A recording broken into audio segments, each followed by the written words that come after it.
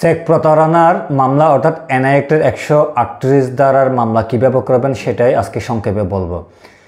প্রথমে মনে রাখতে হবে আপনাকে যে তারিখে চেক দেওয়া হয়েছে অর্থাৎ আপনি যার থেকে টাকা পান সে আপনাকে যে চেক দিয়েছেন চেকের মধ্যে যেই তারিখ আছে সেই তারিখ থেকে 6 মাসের ভিতরে ব্যাংকে নগদায়নের জন্য উপস্থাপন করতে হবে।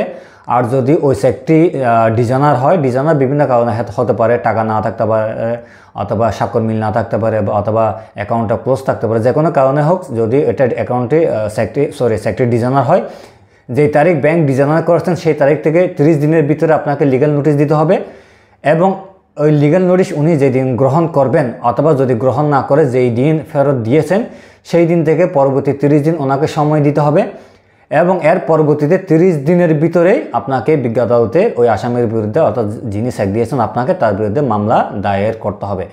এখানে আইনে দিনের কথা বলা আছে, মাসের কথা বলা হয় না 30 দিন। এখানে আপনি মাস ধরবেন না, কারণ অনেক সময় দেখা যায় ফেব্রুয়ারি মাস 28 দিনের মাস, আবার কিছু মাস আছে 31 দিনের মাস।